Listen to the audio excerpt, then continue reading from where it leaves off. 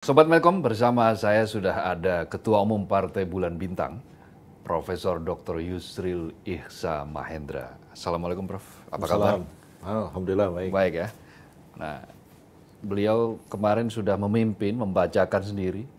Jadi Partai Bulan Bintang akhirnya mendukung pasangan 01, Jokowi Ma'ruf. Banyak yang kaget, mungkin sebagian pura-pura kaget atau bagaimana tidak tahu. Termasuk di Partai Bulan Bintang juga mungkin ada yang kaget. Ya. Nah, penjelasannya seperti apa, Prof? Ya, kita sudah pikirkan cukup lama tentang arah dukungan politik kepada pasangan calon presiden dan wakil presiden dalam Pilpres 2019 ini. Ya. Memang ini bukan merupakan satu keputusan yang mudah dan sederhana ya. Ya. Diskusinya lama, renungannya lama, Lama itu berapa lama? panjang. Sejak awal-awal dari pencalonan presiden itu sendiri. Oke. Ya, jadi sejak bulan Juni, Juli, Agustus 2018 ya, ketika mulai ramai pendaftaran caleg dan pendaftaran pasangan calon presiden dan wakil presiden, masalah ini sudah didiskusikan panjang lebar ya, walaupun dalam sistem pemilu yang menurut saya sangat tidak memuaskan ya, karena yang diinginkan oleh PBB itu sebenarnya satu partai peserta pemilu itu boleh mencalonkan pasangan presiden wakil presiden tanpa terikat kepada satu threshold. Ya. Tapi ketika thresholdnya seperti itu, ya praktis bahwa pemilu 2019 ini adalah pengulangan terhadap pemilu tahun 2014 dan hanya ada dua pasangan calon, Pak Jokowi dan Pak Prabowo Subianto. Nah, menghadapi situasi ini kita bicara tentang kepentingan kita sendiri.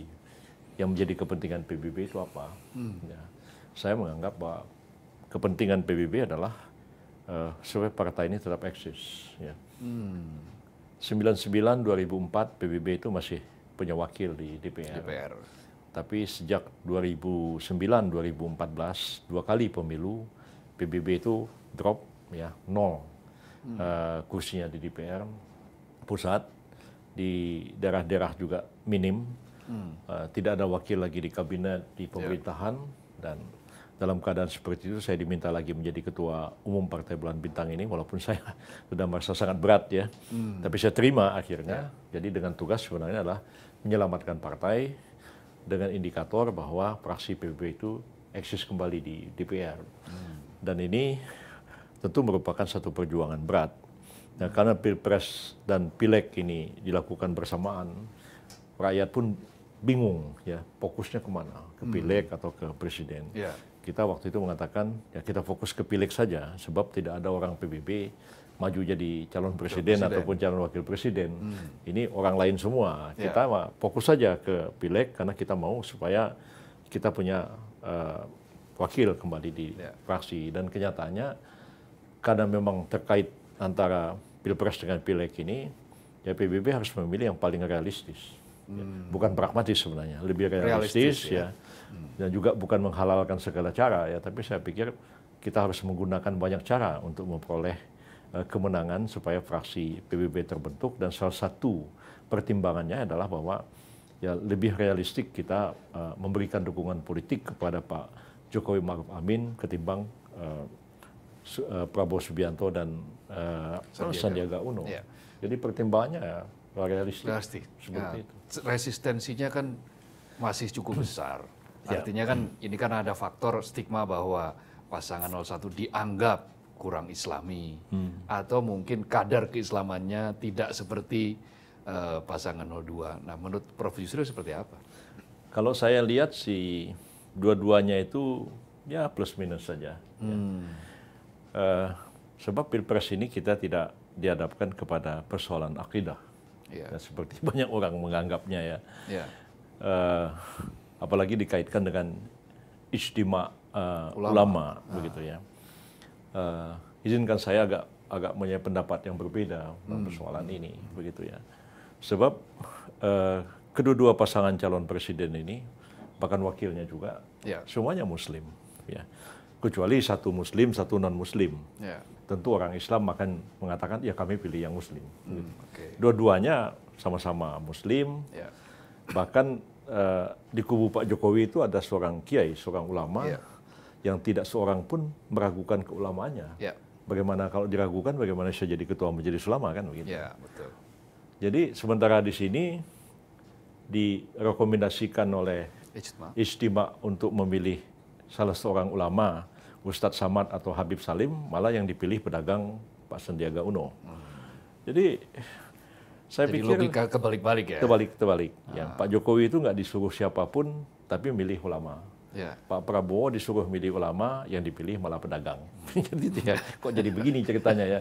Oke. Nah, jadi saya pikir karena lebih kurang keislamannya itu sama ya. Bahkan kalau saya pikir-pikir, saya amati ya, minta maaf pengamatan sepintas, mungkin Pak Jokowi itu lebih paham dan lebih mengamalkan Islam dibandingkan dengan Pak Prabowo. Jadi, tapi lebih kurang samalah kedua-duanya itu. Jadi bagi saya siapapun yang terpilih jadi presiden nantinya, yang penting itu bangsa Indonesia ini aman, tentram dan sejahtera, ya, umat Islam diuntungkan dan PBB selamat. Ya udah itu rumusannya. Jadi saya pikir yang mana yang paling mungkin bagi PBB, ya saya melihat setelah hitung, ya lebih mungkin itu bekerja sama dengan Pak Jokowi, Pak Maruf daripada bekerja sama dengan Pak Prabowo Subianto. Sebab ini diskusinya panjang.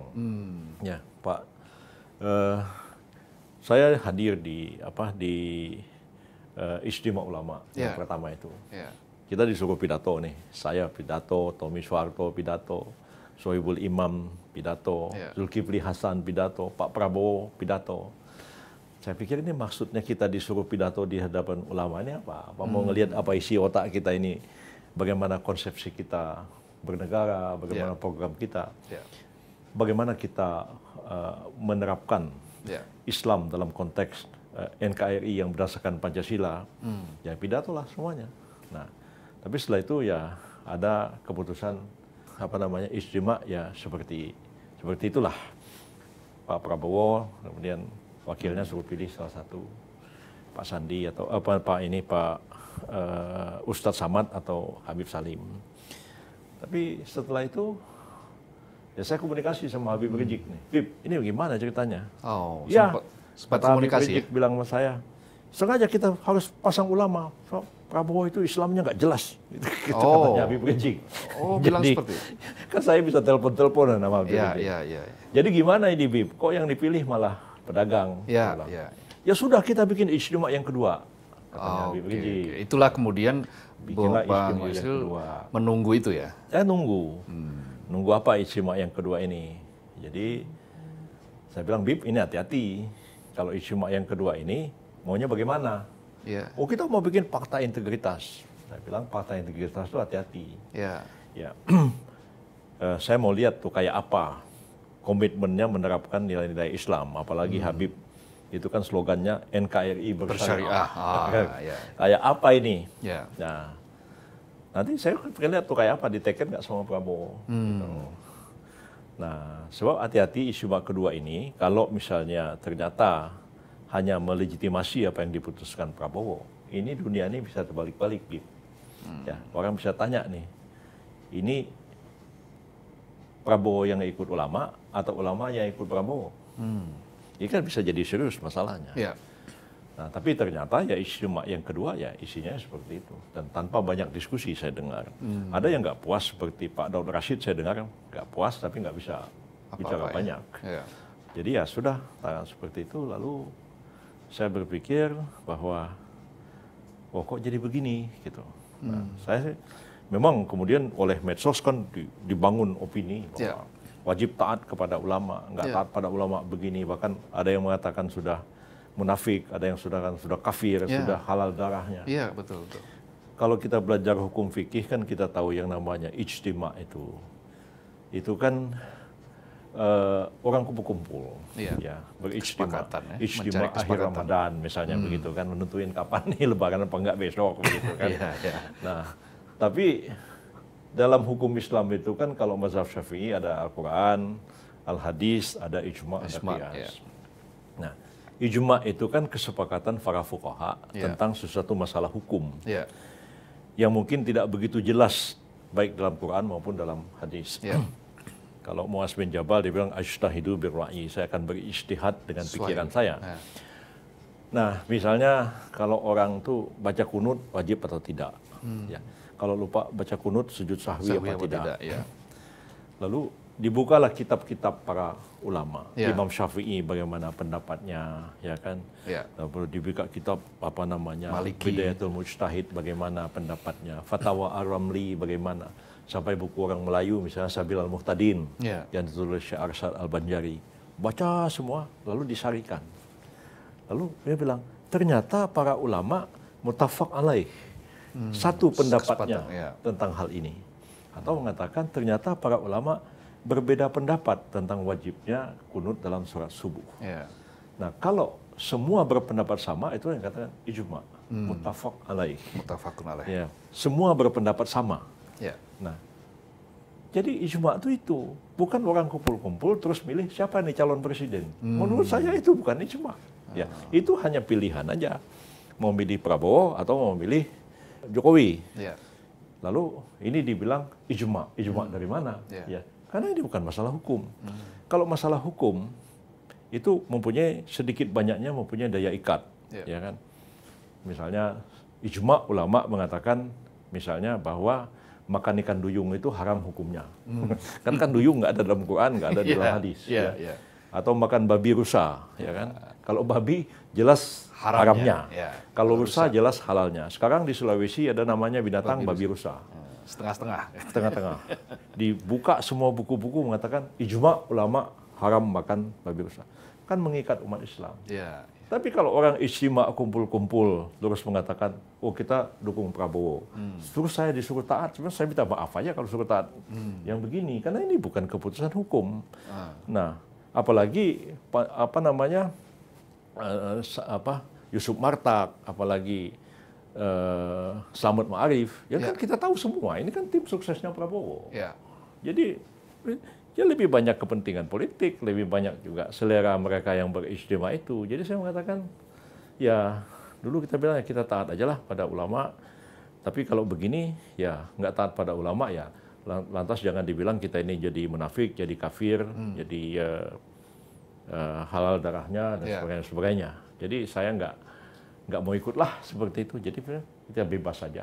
Jadi ini kan soal pikiran kita, ijtihad kita, lebih banyak manfaatnya atau mudaratnya kalau Jokowi tetap jadi presiden atau Prabowo jadi presiden. Nah, lalu ada yang komplain, bikinnya di YouTube, ya, bilang katanya jejak digital Yusril, gitu kan? Karena diputerin. Jadi dibilang situ saya ngomong, kalau Jokowi lawan kota kosong, saya pilih kota kosong. Nah, sekarang Anda munafik, tidak konsisten. Tar dulu. Kalau Jokowi lawan kota kosong, saya pilih kota kosong. Tapi kalau Jokowi lawan Prabowo, saya pilih siapa? Jadi, belum ada jawabannya. Saya bilang, ya. Saya bilang kalau Jokowi lawan Prabowo, ya, saya pikir saya lebih baik dukung Jokowi daripada dukung Prabowo. Dan alasan-alasan tersendiri. Ya. Jadi dengan apa namanya proses dukungan yang akhirnya sekarang diberikan PBB, mungkin tidak semuanya ya solid 100% PBB. Iya, di dalam partai itu ya selalu begitulah. Ya. Sebenarnya ini bukan pertama kali terjadi. Dulu tahun 2014 ya, kewenangan menentukan siapa calon presiden wakil presiden itu kewenangannya Majelis Syuro. Ya. Nah, Majelis Syuro itu saya ketuanya. Oh ya, waktu itu Pak Kaban ya, waktu Pak Kaban itu ketua DPP, eksekutifnya, gitu ya. Eksekutifnya. Ya. Tapi belum apa-apa pada waktu itu Pak Kaban sudah dukung Pak Prabowo Hatta Rajasa. Oke. Nah, jadi saya bilang sama teman-teman, gimana nih Majelis Syuro belum rapat nih, Pak Kaban kok kenceng bener nih, sudah dukung Pak Prabowo Hatta. Okay. Tapi saya ini kan berpikir ya saya bijak aja lah, jangan kita bikin ribut. Akhirnya Majelis Syuro rapat, yang kita bilang begini, Majelis Syuro mendukung DPP yang telah memutuskan mendukung Prabowo Hatta. Tapi kalau ada anggota PBB yang berbeda pendapat, mau mendukung yang lain, itu kita hormati haknya sebagai anggota partai, hak demokratisnya. Tapi kalau dia melakukan itu, tidak membawa atribut partai. Jadi dilakukan kegiatan pribadi-pribadi. Nah, saya sendiri tahun 2014 itu, saya nggak kepengen dukung Prabowo Hatta, juga saya tidak mau mendukung Jokowi JK. Saya nggak mau dukung dua-duanya. Saya bilang, udah saya diem aja. Pak Kaban jalanlah dengan PBB-nya all out mendukung Pak Prabowo Hatta. Tapi saya ketua Majelis Syuro, saya pasif aja, saya duduk-duduk aja, supaya jangan gaduh partai. Nah, bedanya sekarang ini ya begitu. Sekarang ini kewenangan menentukan siapa pasangan Presiden Wakil Presiden bukan lagi Majelis Syuro. Itu sudah di anggaran dasarnya diubah, muktamar yang terakhir di Puncak. Itu sudah kewenangan saya. Ketua Umum. Ketua Umum, ya dengan rapat dengan DPP lah. Nah, jadi arahnya kita akhirnya memutuskan dukung Jokowi Ma'ruf. Pak Kaban punya pendapat berbeda secara pribadi. Bahkan Majelis Syuro sudah memberikan saran dan pertimbangan. Jadi Majelis Syuro itu bukan merekomendasi, apalagi memutuskan. Fungsi Majelis Syuro itu memberikan saran dan pertimbangan. Ya namanya saran dan pertimbangan kan bisa didengar, bisa dipertimbangkan, bisa tidak. Kan begitu. Itu pemahaman saya. Jadi dalam partai modernis ya, seperti Masyumi itu, kedudukan ulama itu kan tidak dominan seperti Majelis Syuriahnya NU. Nah, Masyumi itu dulu tugas Majelis Syuro itu memberikan nasihat dan fatwa. Fatwa juga terkait dengan hukum agama. Jadi misalnya fatwa tentang komunis haram hukumnya, itu ada fatwa tahun 54. Ada fatwa perjanjian Renville, itu dikeluarkan oleh Majelis Syuro Masyumi, ketuanya Kiai Haji Wahab Hasbullah. Ketika masih gabung ya? Tahun 47 waktu itu.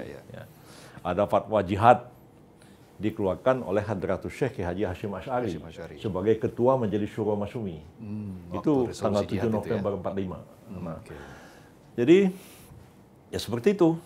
Nah, cuman Pak Kaban dengan saya beda. Waktu saya jadi ketua Majelis Syuro, beliau mau dukung Prabowo Hatta, ya saya diem aja. Jadi saya nggak aktif. Bedanya Pak Kaban ini proaktif. Nah, itu dia. Tapi ya saya amati aja, kita biarin aja. Dan memang di daerah nanti ada deklarasi para caleg PBB dukung Prabowo Sandi. Ya, kita tahu semua itu. Berapa yang hadir, berapa kita tahu. Siapa aja namanya pun kita punya semua. Jadi sebenarnya secara jumlah sih tidak terlalu signifikan, cuman ya karena dimainkan oleh medsos ya, jadi kita begitu. Jadi saya tahu lah misalnya di Sumatera Utara, caleg kita itu ada 568 orang caleg, yang dukung itu 23 orang. Gitu. Jadi berapa persen pun kita tahu semua. Nah, kan Pak Jokowi pasti tahu dong background Pak Yusril kan. Beberapa saat sebelumnya kan Pak Yusril sempat menjadi penasihat hukum Hizbut Tahrir Indonesia. Hizbut Tahrir. Ini isu yang sangat panas kemarin. Jadi beberapa kelompok, beberapa kalangan di lingkaran Pak Jokowi mempertanyakan itu. Nah, Profesor Yusril punya penjelasan seperti apa? Jadi begini, saya ini bertindak sebagai advokat. Advokat itu nggak bisa menolak klien sepanjang dia memang mampu menangani perkara itu.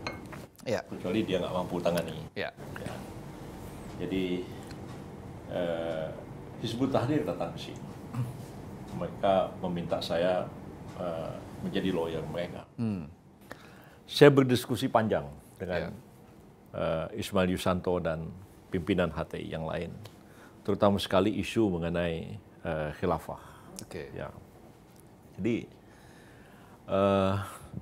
akhirnya saya mengatakan begini, setelah saya baca buku Syekh Taqiyuddin Nabhani, banyak sekali bukunya itu. Saya mengatakan begini, saya punya pikiran yang agak berbeda tentang khilafat ini. Saya mengikuti pikirannya orang-orang Masyumi, terutama adalah pendapat yang dikemukakan oleh Dr. Sukiman Wiryosanjoyo dalam sidang BPU PKI. Nah, waktu itu kan dipertanyakan oleh Dr. Rajiman Widyodiningrat, apakah kita ini mau jadi republik atau mau jadi kerajaan? Nah, 8 orang dari Surakarta menghendaki kerajaan. Sukiman dengan Haji Agus Salim itu mewakili golongan Islam. dan Sukiman panjang lebar menjelaskan tentang khilafat. Wabil khusus adalah Khulafaur Rasyidin. Ya. Dan Sukiman mengatakan dari sejarah Islam, terutama yang ideal dari Khulafaur Rasyidin itu, Islam itu lebih menghendaki sebuah republik daripada sebuah kerajaan. Oh, kesimpulannya Pak Kesimpulannya Sukiman Sukiman. ya. Jadi saya berpendapat, saya bilang, Presiden Republik Indonesia itu dari perspektif fikih siasah Islam, itu sebenarnya adalah imamah atau khalifah. Ya. Bahkan NU pernah dulu mengangkat Bung Karno itu waliul amri daruri bisyaukah. Ya. Walaupun dalam konteks wali nikah. Ya. Jadi kalau wali nasab tidak ada, kan pakai boleh. wali tahkim. Ya. Nah, siapa yang bisa bertindak sebagai wali tahkim? Okay. Kan kepala KUA. Ya. Nah, kepala KUA itu disebut naib, ya, mewakili. Ya, betul. Tapi kalau ini bukan diangkat oleh khalifah, maka kepala KUA tidak bisa jadi wali tahkim. Berarti orang nikah itu zina semua, ya, kumpul-kumpul semua. Kan jadi panjang ceritanya kan. Ya, makanya angkatlah itu Bung Karno itu. Waliul amri daruri bisyaukah. Ya. Jadi saya pikir pemikiran kenegaraan kita itu nggak lepas dari Islam. Nah, cuman kalau khilafat seperti yang dibayangkan HTI itu saya nggak sependapat, saya bilang. Tapi ya karena HTI ini dibubarkan dan saya melihat dari segi peraturan perundang-undangannya ada yang nggak klop pembubaran HTI itu, makanya saya bersedia. Jadi bukan karena secara ide sebetulnya. Enggak, idenya saya nggak sepaham. Idenya nggak sepaham, tetapi ya, karena ini profesi sebagai hak-haknya dia, hak dia terzalimi, ya, saya wajib membela dia. Ya. Ya, jadi saya dulu jadi advokat, itu berguru dengan 2 orang. Satu namanya Jamaluddin Datuk Singomangkuto, satu lagi Suroto Kartosudarmo. Nah, Pak Roto itu waktu saya masih kecil, saya baca-baca majalah nih, ya. Majalah Gema Islam apa tuh zamannya Bapak Buya Hamka. Ya, Buya Hamka. Nah, ya. Jadi saya baca Ya. Kartosuryo diadili. Mungkin tahun 63 kali ya. itu ya, diadili. Jadi yang membela Kartosuryo itu namanya Suroto Kartosudarmo. Jadi ingat saya masih kecil, saya umur 8 tahun waktu itu. Waktu habis G30S, kita dengar radio, sidang Mahmilu, disiarin langsung, Umar Dhani soal diadili. Kok yang bela orang PKI ini lagi-lagi Suroto Kartosudarmo? Jadi saya bingung. Waktu saya sudah jadi mahasiswa, saya bertemu dengan beliau itu. Saya tanya, Pak Roto, dulu Bapak waktu masih kecil, Bapak pernah bela Kartosuryo. Oh iya, saya orang Masyumi, katanya. Saya bela Kartosuryo. Tapi kok Bapak bela orang PKI? Waktu Mahmilu. Padahal PKI yang musuhnya kah? Musuhnya yang Masyumi. meminta membubarkan Masyumi lah ya. Jadi jawabnya begitu ya, dibacakan ayat Al-Quran. Ya, sungguhnya Allah itu menurunkan Alkitab dan Al-Hikmah supaya kalian ini mengadili manusia dengan penuh keadilan. Jangan sekali-kali kebencian kalian kepada seseorang atau sekelompok orang menyebabkan kalian berlaku tidak adil terhadap mereka. Berlaku adillah karena sesungguhnya adil itu lebih dekat kepada takwa. Nah, begitu. Jadi katanya orang PKI itu musuh kita, sampai mati pun kita nggak akan setuju dengan mereka.